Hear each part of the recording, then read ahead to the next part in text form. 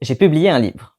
C'est un essai politique, il s'appelle « Les hommes trans sont-ils des salauds comme les autres ?» et il est sorti au mois de juin aux éditions Double Ponctuation. C'est donc un essai qui parle de transmasculinité, de féminisme, de patriarcat et du rapport entre les hommes trans, les femmes et la misogynie, à la fois celles dont ils peuvent être victimes et celles dont ils peuvent être coupables. L'objectif était de prendre le temps de vraiment explorer ces questions dans la nuance et dans le respect des personnes impliquées. C'est un débat qui revient régulièrement dans les milieux queer, trans et ou féministes et sur internet, mais souvent de manière, je trouve, très tronquée et binaire, où il s'agit en gros de dire que soit les hommes trans ont des expériences de femmes, donc ils sont du côté des femmes dans le patriarcat, soit que les hommes trans sont des hommes, donc ils n'ont rien à faire du tout dans le féminisme, et que leur position dans le patriarcat est identique à celle des hommes cis. Ces deux positions, pour moi, elles sont très partielles, pas très vraies, même si elles ont toutes les deux leurs choses intéressantes à dire, et je trouve que ça donne vraiment l'impression qu'on est en train de parler des hommes trans sans vraiment s'intéresser à eux, à leur vécu et à la complexité et la diversité de ces vécus-là.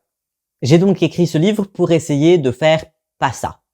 Pour essayer de nous donner la place de réfléchir à ces questions sans objectifier les hommes trans et les résumer à une lecture unique et homogène, et commencer une discussion où on ait le droit d'explorer ces deux thèses et d'autres, sans être obligé de choisir une position simpliste, unique, pour pouvoir décider dans quel camp du débat on est.